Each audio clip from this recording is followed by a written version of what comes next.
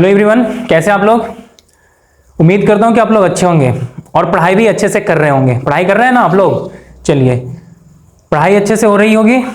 तो पिछले क्लास में हम लोगों ने यूक्लिड डिवीजन लेमा और यूक्लिड डिवीजन एल्गोरिथम, ये दो चीज हम लोगों ने पढ़ा था। दो कॉन्सेप्ट हम लोगों ने सीखा था। यूक्लिड डिवीजन लेमा क्या होता है और यूक्लिड डिवीजन एल्गोरिथम क्या होता है, और उसके बेस पे कुछ हम लोग क्वेश्चन सॉल्व किए थे। आज हम लोग का जो टॉपिक है वो हम लोग पढ़ने वाले हैं fundamental theorem of arithmetic. Fundamental theorem of arithmetics क्या होता है, फंडामेंटल थ्योरम ऑफ अरिथमेटिक, इसके बारे में हम लोग पढ़ने वाले हैं। तो चलिए, तो फिर आज का लेक्चर ये यहां से क्या हो रहा है, शुरुआत हो रहा है। तो कॉपी पेन लेके आ जाइए आराम से। वीडियो को नोटिफिकेशन अगर आ रहा है तो उसको बंद कर दीजिए, आराम से वीडियो देखिए, क्योंकि इस बार हम लोग का जो टारगेट है इस बार 95 प्लस पार। तो पार हिम्मत जुटा कर रखना है और कंसिस्टेंसी बना के रखना है। अगर 95 प्लस पार करना है तो कंसिस्टेंसी आना चाहिए, ठीक है। इसके लिए मैं भी मेहनत कर रहा हूं, आप लोगों को भी मेहनत करना पड़ेगा। तो अगर जैसे कि आप जानते हैं, अगर नहीं जानते हैं तो मैं रवि भैया आप लोगों के सामने आज का लेक्चर लेकर उपस्थित हुआ हूं, जिसका नाम है क्या, fundamental theorem of arithmetic. Fundamental theorem of arithmetic क्या होता है ये सारा मैं आपको एक्सप्लेन करूंगा स्टेप बाय स्टेप। तो अगर आप मेरे चैनल पे पहली बार आए हैं तो चैनल को अपने दोस्त या फ्रेंड सर्किल में जितना भी आपके पास ग्रुप है, व्हाट्सएप ग्रुप है, शेयर कीजिए, ताकि मुझे थोड़ा सा हेल्प मिलेगा, आपका सपोर्ट मिलेगा, और मैं उसी फिर एनर्जी जोश मीटर हाई के साथ मैं आप लोगों को पढ़ाता रहूंगा। तो जितना भी आप अपना फ्रेंड सर्किल है उसको प्लीज शेयर कीजिए, और जो भी नए चैनल को देख रहे हैं, पे नए आए हैं, चैनल को सब्सक्राइब करके बेल आइकन को भी हिट कर दीजिए, ताकि जो भी मैं वीडियो नोटिफिकेशन मैं डालूंगा वो सीधे आपके पास पहुंचेगा। तो उससे आपको कोई वीडियो छूट भी नहीं जाएगा। तो चलिए, मैं ज्यादा आपका समय नहीं लेता हूं, सीधे टॉपिक पे आता हूं। आज का जो टॉपिक है हम लोगों का वो क्या है, fundamental theorem of arithmetics.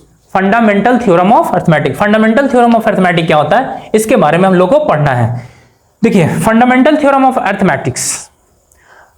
Arithmetics किसको कहते हैं, आप लोग याद होगा 6-7 क्लास में पढ़े होंगे। अगर कोई भी न्यूमेरिकल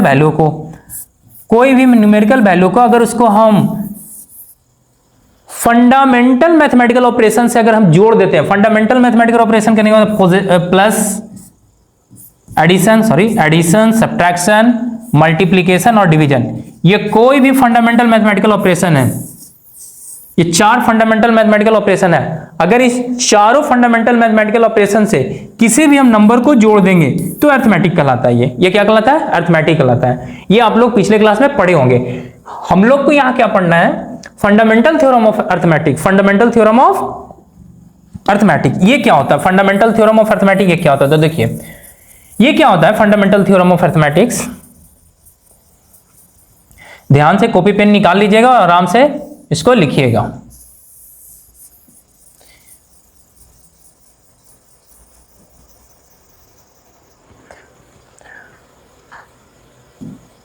अगर जिनको पीडीएफ चाहिए, मेरा टेलीग्राम चैनल है, क्लास 9-10 की पाठशाला के नाम से टेलीग्राम चैनल है, आप उस पर जाके चैनल को सब्सक्राइब कर लीजिएगा, वहां पे आपको पीडीएफ भी प्रोवाइड हो जाएगा।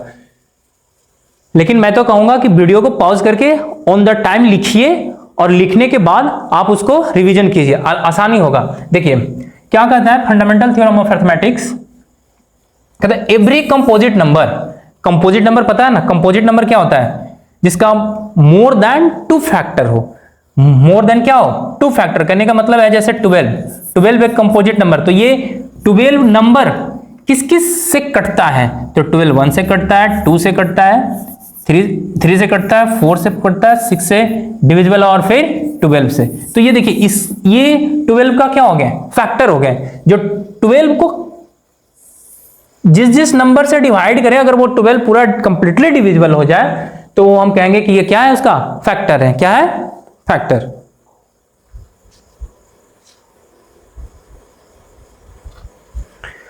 तो 12 आपका क्या एक कंपोजिट नंबर है। तो अगर every composite number can be uniquely uniquely है, uniquely express as the product of prime number expect for the order in which this prime factor occur. देखिए सेंटेंस पढ़ा होगा, नहीं समझ में आया, कोई टेंशन नहीं लेना है। रवि भैया is here, then why are you fear, ठीक है। तो if I am here then not you will fear, ठीक है। ये स्टेटमेंट क्या बोलता है, उसके स्टेटमेंट को मैं एक्सप्लेन कर देता हूं आप लोगों के सामने। एवरी कंपोजिट नंबर, जैसे मैं 12 कंपोजिट नंबर ले रहा हूं, can be unequally express as a product of prime number. Prime number क्या होता है? प्राइम नंबर क्या होता है जिसका सिर्फ और सिर्फ 2 फैक्टर हो, 1 एंड द नंबर इटसेल्फ। जैसे 2 एक प्राइम नंबर है, 3 क्या है आपका, एक प्राइम नंबर है, 3 क्या है, एक प्राइम नंबर है। फिर 5 क्या आपका, एक प्राइम नंबर है, क्योंकि इसका सिर्फ कितना फैक्टर है, 2 फैक्टर है। एक तो 1 होना चाहिए और दूसरा नंबर इटसेल्फ, इसको हम क्या बोलते हैं, प्राइम नंबर बोलते हैं।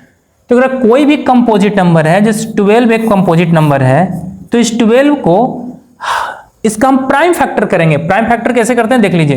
12 का जब हम प्राइम फैक्टर निकालेंगे तो सबसे पहले इसको 12 को सबसे लोवेस्ट प्राइम से डिवाइड करेंगे। तो सबसे लोवेस्ट प्राइम मेरे पास क्या होता है, 2 होता है। तो 2 से डिवाइड करेंगे, 6 2 जा 12, 2 से कट जाएगा ये। उसके बाद फिर 2 से, 3 2 जा 6 कट जाएगा, फिर 3 1।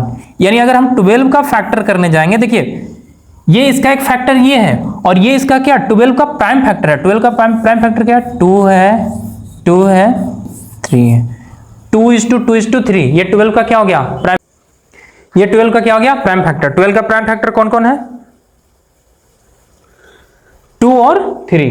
12 का प्राइम फैक्टर क्या है, 2 को 2 बार मल्टीप्लाई किए हैं, इसको ऐसे भी लिख सकते हैं 2 का स्क्वायर इंटू 3। ये 12 का क्या है, प्राइम फैक्टर है। तो ये जो प्राइम फैक्टर है ना, 12 का प्राइम फैक्टर, ये यूनिक। जब भी हम 12 का प्राइम फैक्टर करेंगे तो वो 2:2:3 के ही फॉर्म में आएगा, इसके अलावा कुछ नहीं आने वाला है। 12 का जो प्राइम फैक्टर होगा वो 2:2 क्या आएगा, 3 आएगा। 12 का जो आपका जब भी प्राइम फैक्टर कीजिएगा तो ये आएगा 2:2:3, इसके अलावा कुछ नहीं आने वाला है 12 का प्राइम फैक्टर। तो अगर अब ये आ गया, हम ऐसे भी तो लिख सकते हैं 3:2 बाद में लिख दिए, क्या किए, बाद में लिख दिए, कोई दिक्कत नहीं है। अभी भी आप मल्टीप्लाई कीजिए, 3 2 जा 6, 6 2 जा 12, 3 दूनी 6, 6 दूनी 12, 12 ही आ रहा है, 12 भी आ रहा है। प्रोडक्ट पे मेरा कोई प्रभाव नहीं पड़ रहा है, कोई प्रभाव पड़ रहा है। तो कहते हैं कि अगर किसी भी कंपोजिट नंबर को, तो ये स्टेटमेंट वही कह रहा है कि अगर किसी भी कंपोजिट नंबर को आप प्राइम फैक्टर कीजिएगा तो ये यूनिक आएगा। मतलब 12 का प्राइम फैक्टर 2:2:3 आएगा, अदरवाइज कुछ नहीं आने वाला है, ठीक है। लेकिन expect for the order in which these prime factor occur. Expect for the order करने का मतलब है पहले आप 2 लिखे, फिर उसके बाद 2 लिखे, उसके बाद 3 लिखे, कोई दिक्कत नहीं है। या पहले आप 3 लिखिए, फिर 2 लिखिए, 2 लिखिए, कोई दिक्कत नहीं होने वाली है, ठीक है। जैसे मैं यहां बता देता हूं, लेकिन कोशिश कीजिए कि जो सबसे मेरा लोवेस्ट प्राइम रहता है उसी से चलना है। तो लोवेस्ट प्राइम मेरा 2 है तो 2 से चलेंगे, नहीं तो इसको हम 3 से भी चल सकते हैं। तो ये हो जाएगा 3 चौके 12, फिर 2 से चलेंगे, 2 2 जा 4, 2 1 जा 2। यानी यहां पे हम 12 का फैक्टर लिख सकते हैं 3:2:2। ऑर्डर कोई भी हो, पहले हम 3 लिखे हैं, बाद में 2 लिखे हैं, पहले हम 2 लिखे हैं, बाद में 3 लिखे। ऑर्डर कोई भी हो, प्राइम फैक्टर ऐसे ही होगा। ऑर्डर कोई भी हो, प्राइम फैक्टर ऐसा ही होगा। बात आ रही समझ में? आ गया समझ में बात? ऑर्डर कोई भी हो, प्राइम फैक्टर ऐसा ही होगा आपका।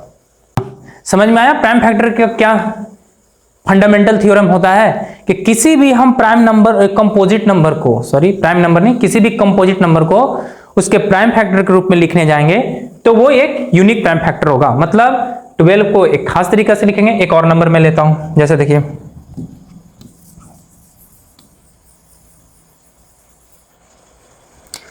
आप अपने मन से 28 एक कंपोजिट नंबर, इसको मैं लेता हूं। इसको आप 2 से जाइएगा डिवाइड करने के लिए, 2 1 जा 2, फिर 2 से 7 और ये फिर 7 7 1 जा 7। कोई दिक्कत नहीं है, कोई दिक्कत नहीं। 21 का प्राइम फैक्टर क्या हो जाएगा, 2 × 2 × 7। 21 का प्राइम फैक्टर क्या होगा? 2 इंटू 2 इंटू 7। ये भी एक क्या है? एक स्पेशल पैटर्न है, 2 इंटू 2 इंटू 7। तो इसको आप 28 को आप 7 इंटू 2 इंटू 2 भी लिख सकते हैं, कोई दिक्कत वाली बात नहीं है। 7 इंटू 2 इंटू 2 लिख सकते हैं, कोई परेशानी नहीं है, कोई दिक्कत नहीं है। बात आ रही समझ में? चलिए अब यहां पे देखिए, जैसे यहां पे दिया हुआ था प्राइम फैक्टर ऑफ 12 निकालना, मैं निकाल दिया प्राइम फैक्टर ऑफ 12। अब एक नंबर है प्राइम फैक्टर ऑफ 462 को निकालना है। देखिए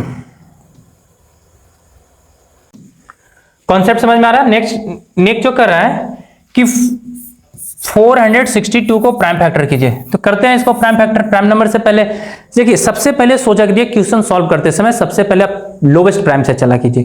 तो लोवेस्ट प्राइम आपका कौन है? 2 है। अगर उससे नहीं डिविजिबल हो रहा है तो फिर नेक्स्ट नंबर से, फिर उससे नहीं डिविजिबल है तो नेक्स्ट नंबर से, इस तरह से हम आगे बढ़ते हैं। तो देखिए 462 को प्राइम फैक्टर कीजिएगा तो 2 से कटेगा, 2 2 जा 4, 3 2 जा 6, 2 1 जा 2।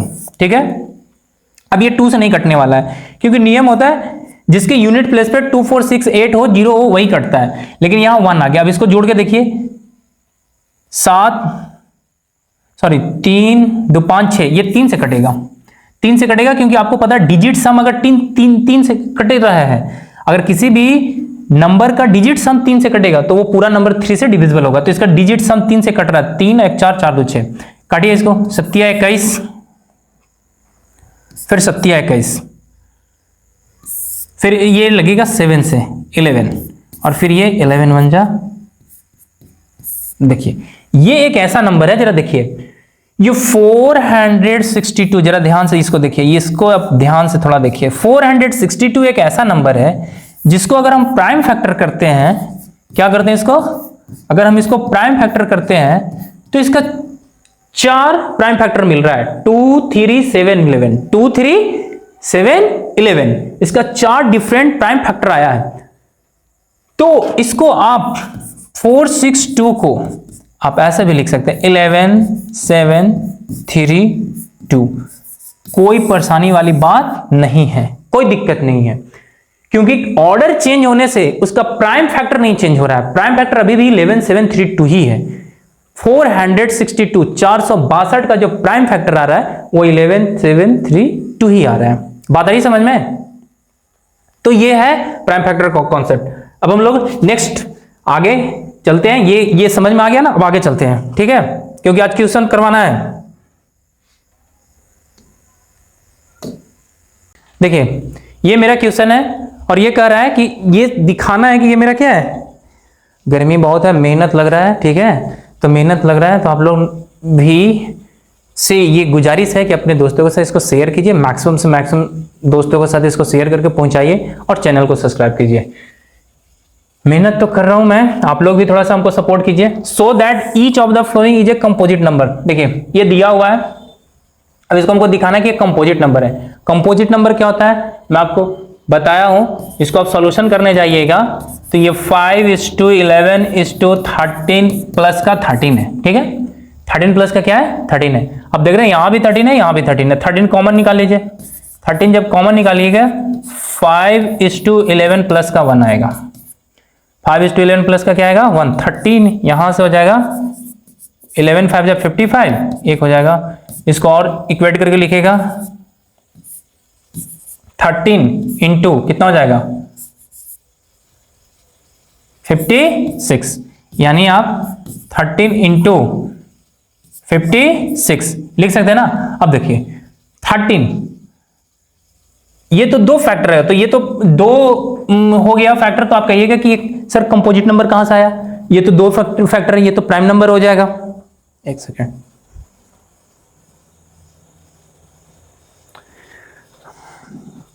तो बाबू यहां देखो ये 2 फैक्टर है नहीं, जरा इसको देखो 56 किसी से डिविजिबल है कि नहीं, तो आप इसको क्या लिख सकते हैं 56 को काटो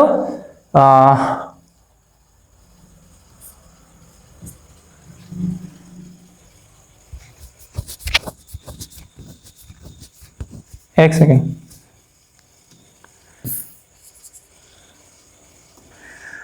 2 2 जा 4, 28 दूनी 56, देखिए 2, 28 और 2 लिख सकते हैं। और क्या लिख सकते हैं इसको 14 दूनी 28 28 दूनी 56 लिख सकते हैं कि नहीं लिख सकते? और क्या लिख सकते हैं? 7 दूनी 14। देखिए तो बताओ इसका कौन कौन, इसका ये तो प्राइम, ये क्या आ गया? इसका प्राइम फैक्टराइजेशन जो नंबर दिया हुआ था, इसका प्राइम फैक्टराइजेशन ये हो गया। लेकिन इसका अगर हम फैक्टर निकालना चाहेंगे तो इसका फैक्टर कौन कौन है? 13 है, 7 है और 2 है। मोर देन 2 फैक्टर है ना, 13 है, 7 है, 2 है, मोर देन 2 फैक्टर है। तो जो भी ये नंबर मिल रहा है ये तो इसका प्राइम फैक्टर आया। और ये इसका 28 भी आया था मेरे पास, 28 भी आया था, 28 से भी ये कटता है, 14 से भी कट रहा है। तो ये सब क्या है? ये जो नंबर आया है वो क्या है? कंपोजिट नंबर है। बस ये दिखाना था कि so that each of the following is a composite number. तो बस इतना करके इतना लिख दीजिए कि हेंस, यहां पे लिख सकते हैं आप, hence this number have more than 2 factor, therefore this is composite number। समझ में आ रहा है?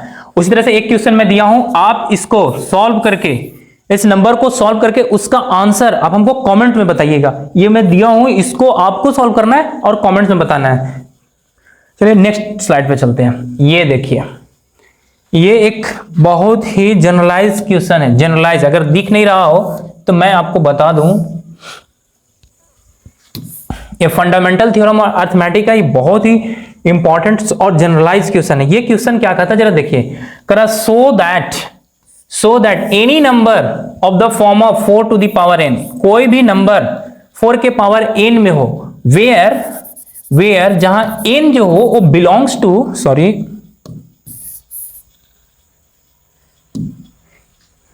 ये n जो नंबर हो वो बिलोंग्स टू, किससे बिलोंग करता है? Natural number. इसको पढ़ा जाता है ऐसे, ये ई ऐसे रहता है तो ई मत पढ़िएगा, इसको रीड किया जाता है बिलोंग्स टू, मतलब बिलोंग करता है किससे? नेचुरल नंबर से। यानी n जो है सारा क्या होगा? नेचुरल नंबर होगा। n क्या हो गया? Natural number. Can never and with 0 digit. मान लो 4 पे कितना भी आप पावर पहुंचा दे, 2 पहुंचा दे, 4 के पावर 3 पहुंचा दे, नेचुरल नंबर पूछ रहा है तो 4 के पावर आप कुछ भी कर दीजिए,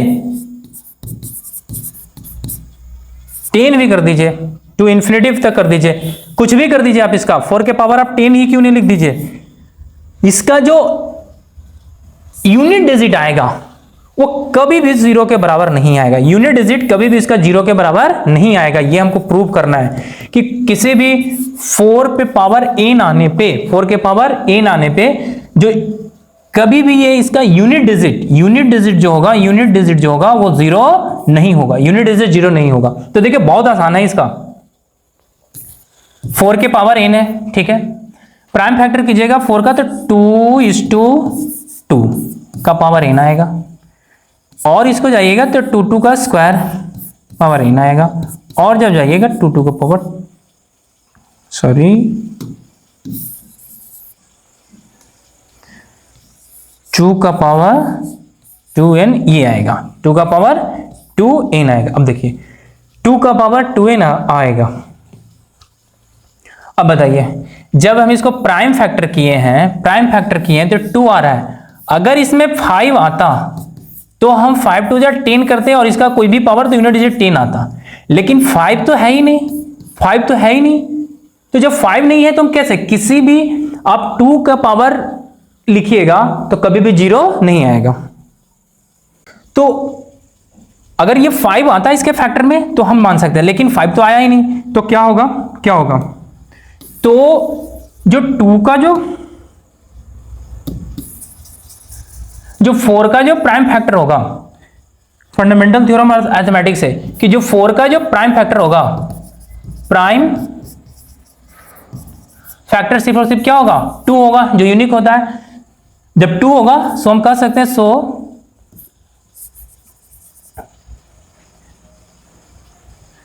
कह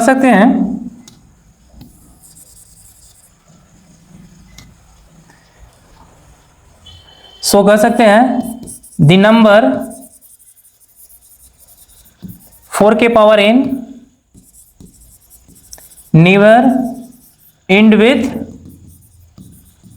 0, बस इतना लिख सकते हैं। बस इतना ही लिख से ये क्वेश्चन बन गया कि किसी भी जब 4 के पावर n से हम आगे बढ़ेंगे, 4 के पावर n से आगे बढ़ेंगे तो n के किसी भी वैल्यू के लिए चाहे आप कुछ भी बैठा दीजिए n का वैल्यू, क्योंकि n belongs to real number कर रहा है, तो n belongs to real number कर रहा है। It means what, n the value of n is +1 two dot dot dot कहां तक, प्लस इंफिनिटी तक, कुछ भी रख दीजिए, कभी भी वो 0 नहीं आएगा। क्यों? क्योंकि जब इसको प्राइम फैक्टर कीजिएगा तो 2:2 आएगा।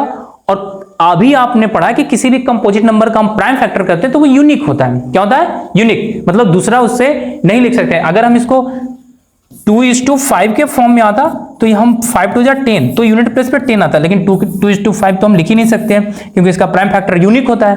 तो बस लास्ट में हम ऐसे लिख सकते हैं। बात आई समझ में?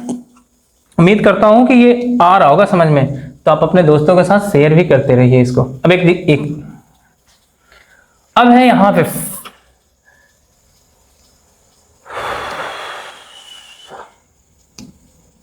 एक क्वेश्चन आया है, देखिए। अभी हम लोगों ने क्या पढ़ा? फंडामेंटल थ्योरम ऑफ अरिथमेटिक्स को यूज करके हम क्या निकाल सकते हैं? एक चीज और निकाल सकते हैं। देखिए, अरिथमेटिक के फंडामेंटल थ्योरम को यूज करके जो प्राइम फैक्टराइजेशन मेथड है, हम प्राइम फैक्टराइजेशन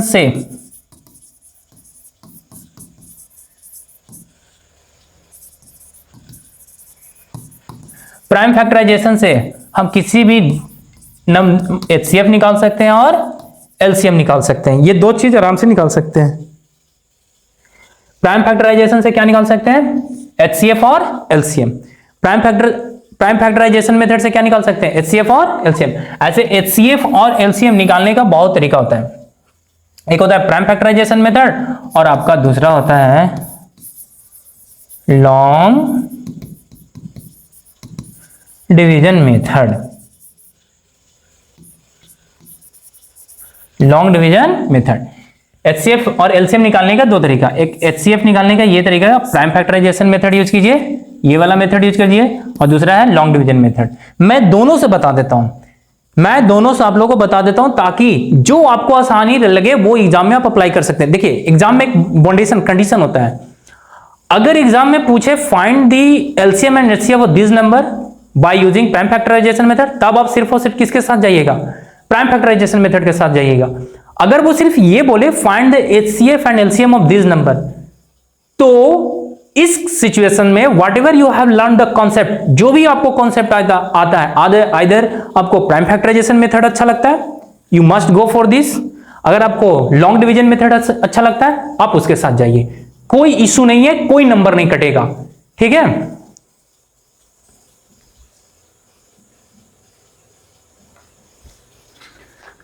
तो चलिए मैं इसको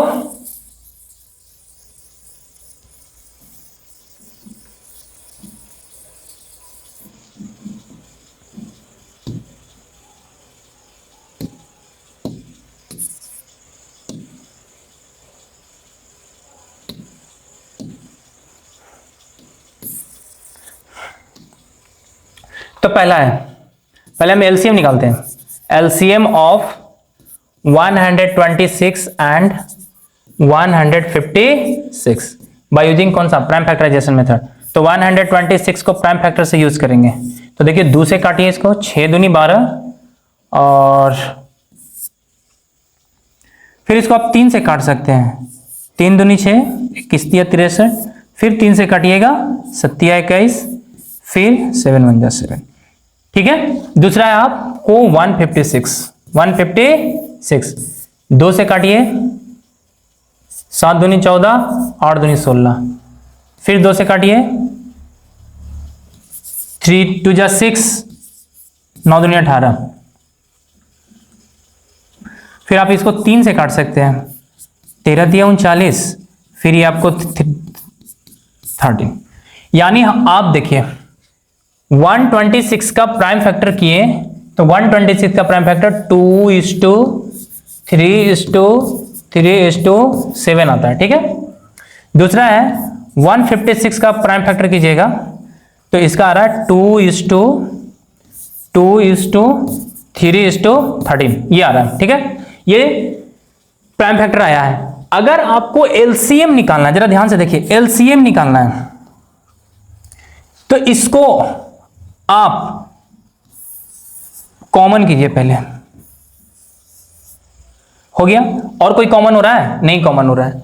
अगर आपको एलसीएम चाहिए तो कॉमन जो हो रहा है एलसीएम ऑफ, जरा ध्यान से देखिए, 126 एंड 156 का अगर एलसीएम निकालना है तो जो कॉमन हुआ है उसको एक बार लिखेंगे और जो नहीं कॉमन हुआ उसको एज इट इज वैसे लिख देंगे।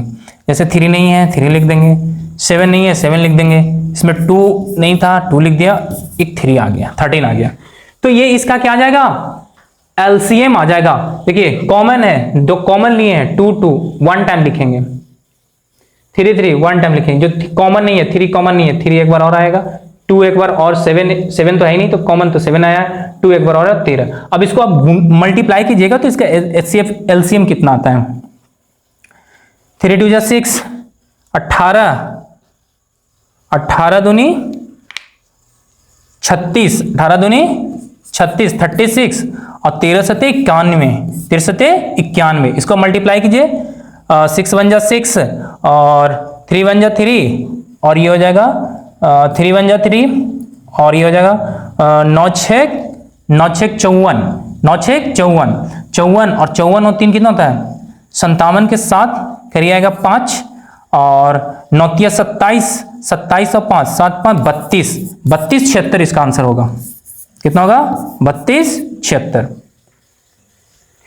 आप इसको एक बार करके खुद से भी देखिएगा।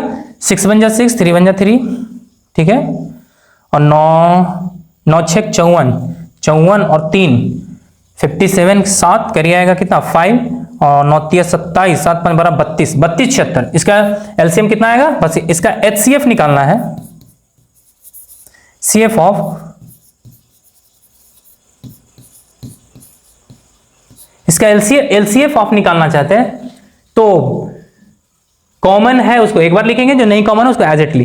एचसीएफ होता है हाईएस्ट कॉमन फैक्टर और एलसीएम का full form lowest common multiple. पिछले क्लास में आप 10th क्लास में आ गए हैं, ठीक है। मैं यहाँ 10th क्लास के बच्चों को मैं ये सोचकर पढ़ा रहा हूँ कि 10th क्लास के बच्चों को पढ़ा रहा हूँ, कोई 5 6 के लिए नहीं पढ़ा रहा हूँ कि उसको हम एलसीएम का फुल फॉर्म और एचसीएफ का फुल फॉर्म मैं बताऊं, ठीक है। तो ये सब खुद से आप कर लीजिएगा। ऐसे मैं बता देता हूँ, एलसीएम का फुल फॉर्म होता है लीस्ट कॉमन मल्टीपल और एचसीएफ का फुल फॉर्म है हाईएस्ट कॉमन फैक्टर।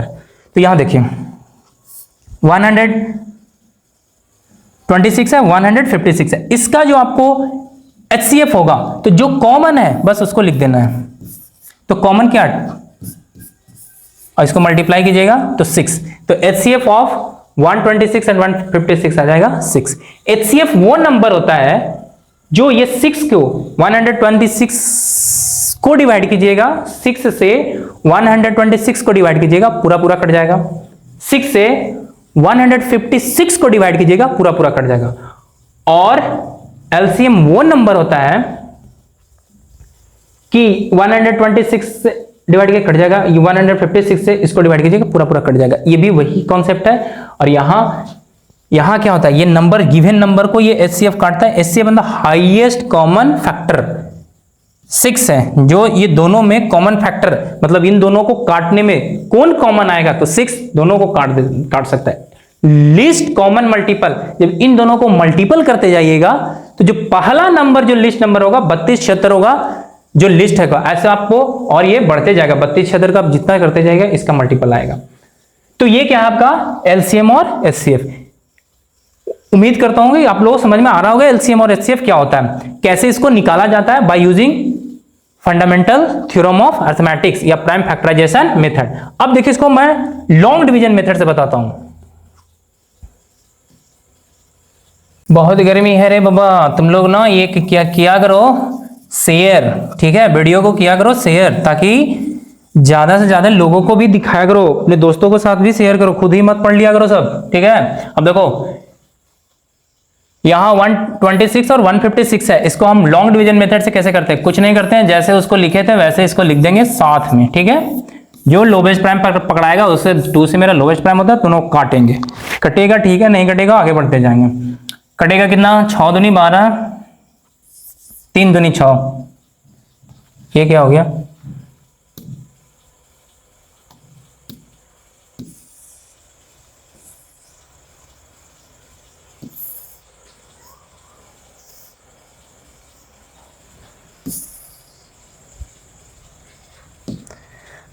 छः दूनी 12, 3 दूनी 6, ठीक है, इसको काटो, 7 दूनी 14, 8 दूनी 16,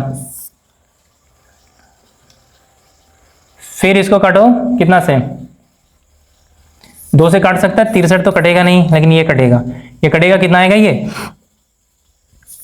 3 दूनी 6 और 9 दूनी 18। किसी को समझ में आ रहा है ये क्या सर बताते, बचपन में तो हम सीखे थे कि जब तक दोनों ना कटे नहीं लगना चाहिए, नहीं, वो सीखा था, वहीं तक रखो, कॉन्सेप्ट यहाँ है, ठीक है, वो सीखा बचपन में, खुश रहने के लिए कॉन्सेप्ट टीचर दे देता है, लेकिन कॉन्सेप्ट यहाँ ये कहता है कि आपको प्राइम फैक्टर करते समय आप किसी भी नंबर को अगर एक डिजिट भी कटे लगाना चाहिए, उससे कोई परेशानी वाली बात नहीं है।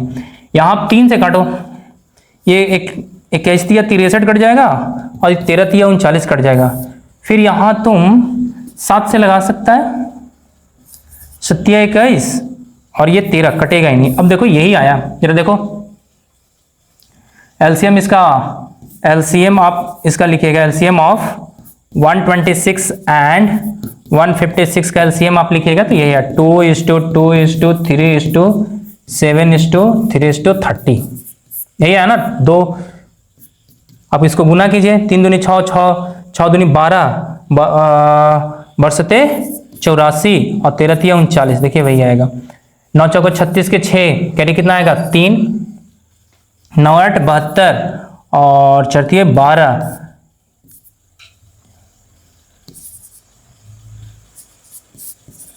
87 के 7 कैरी कितना आ जाएगा 8 और 8 3 की 24, 24 और 8 4 12, 32, 32 76 आया कि नहीं आया, 32 76 आया कि नहीं आया, 32 76 आया आंसर, उसमें भी 32 76 आया था। ये हो गया आपका लॉन्ग डिवीजन मेथड।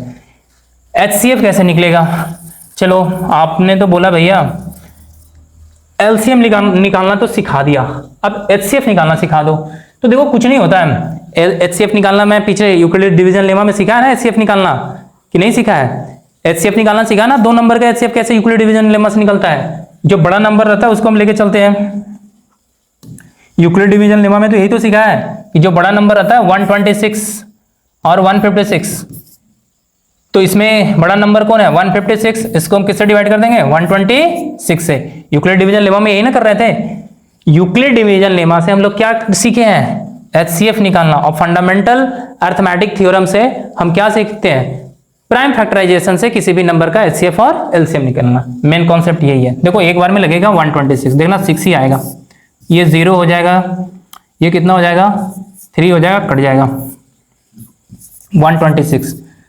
जरा देखो 3 चौके 12, 4 बार में लगेगा 120, कट गया ऊपर से 6 रे बाबा 30, देखो 6 बचे 30, कट गया ना। जब तक रिमाइंडर 0 नहीं आया चलते रहेंगे, लेकिन अगर जहां रिमाइंडर 0 रह जाएगा तो 6 क्या हो जाएगा, 6 is the HCF of 126 and 156। बात आ रही समझ में, 6 is the HCF of 126 and 156।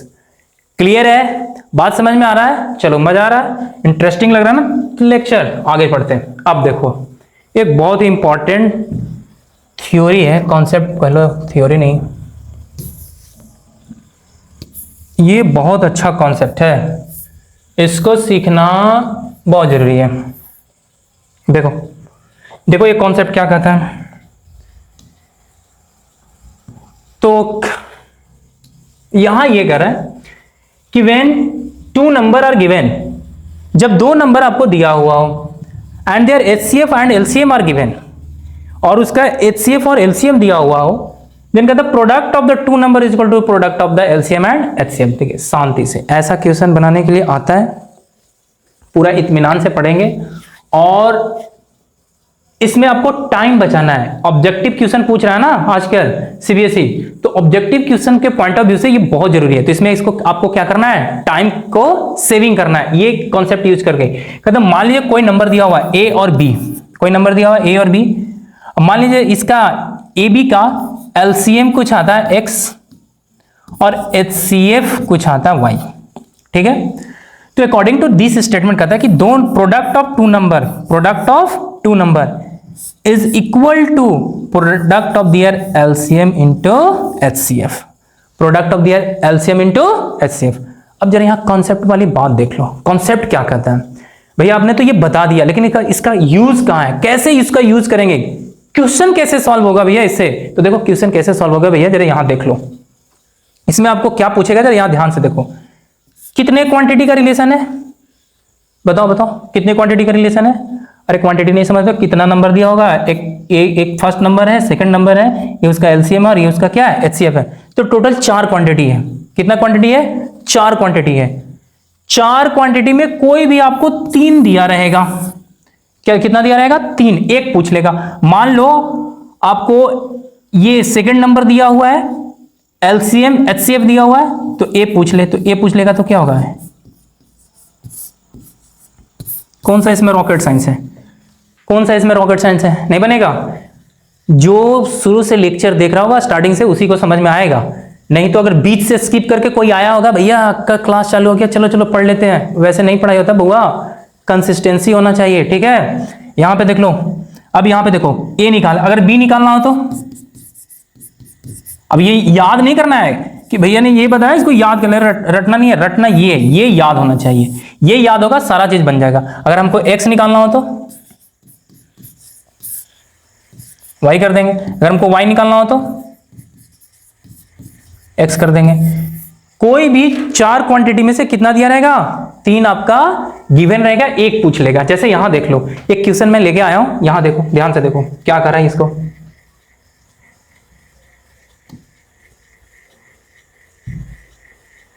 जरा देखो ध्यान से इसको,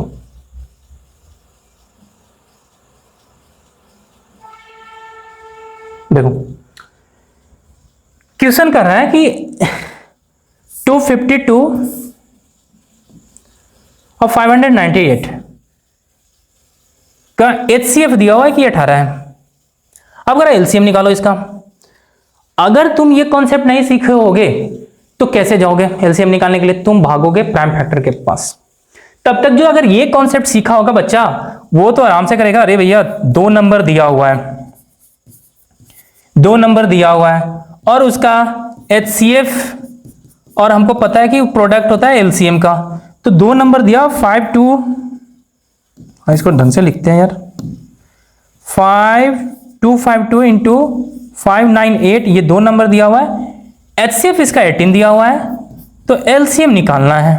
तो एलसीएम बराबर हमको पता है, एलसीएम बराबर होगा 252 भैया 598 डिवाइडेड बाई 18।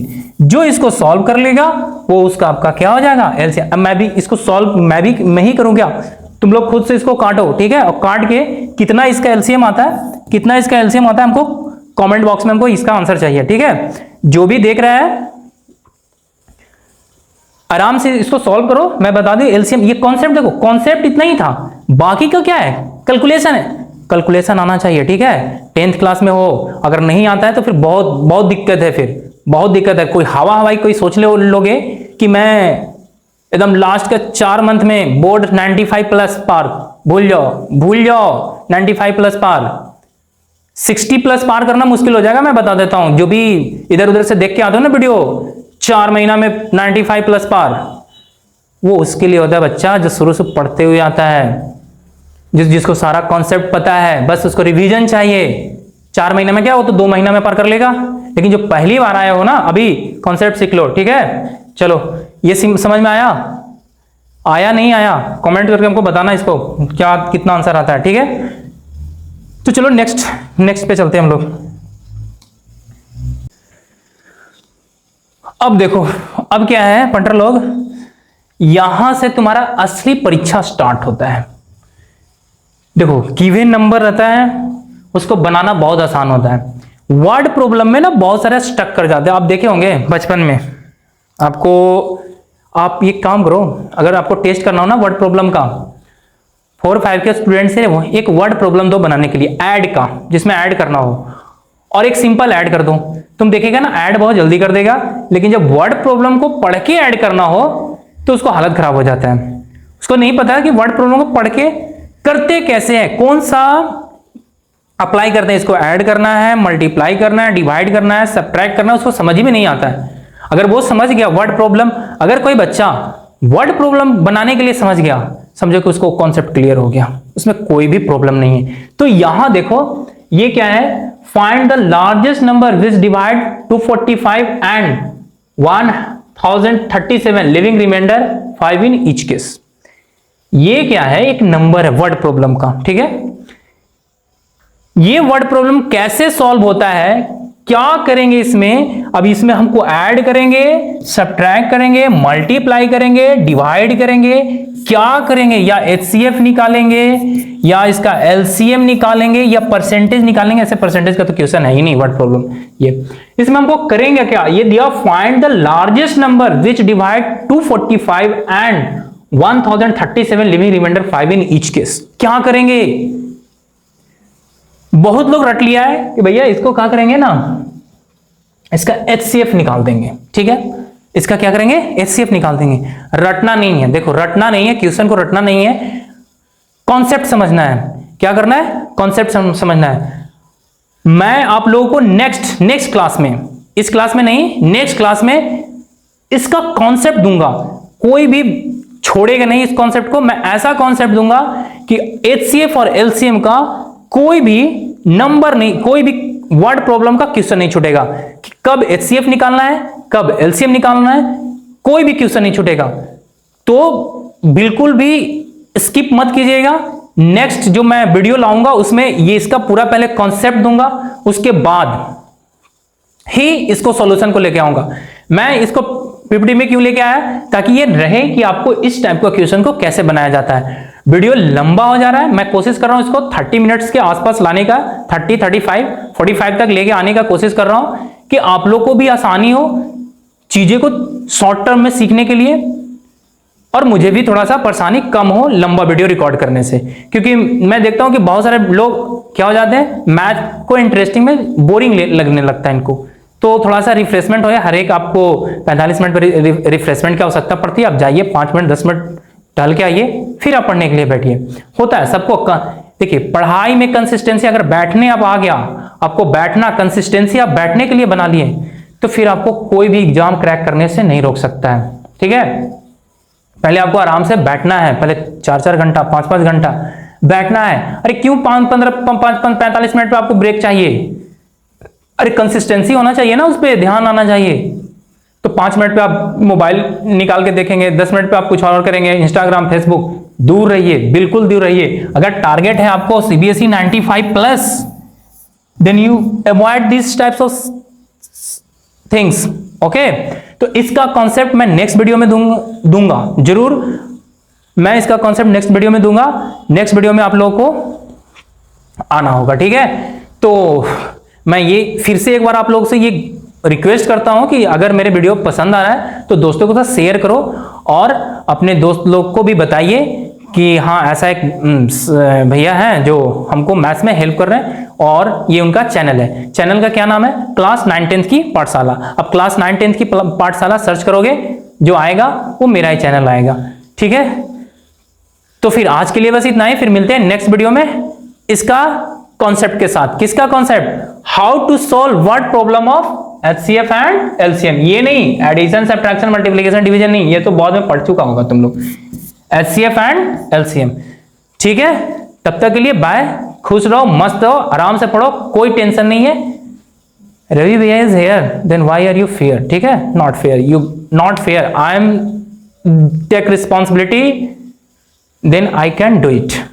और आप लोग भी बने रहिए, चैनल को सब्सक्राइब करिए और अपने दोस्तों के साथ इसको सेंड कीजिए, ठीक है। थैंक यू, मिलते हैं नए क्लास में, नेक्स्ट वीडियो में।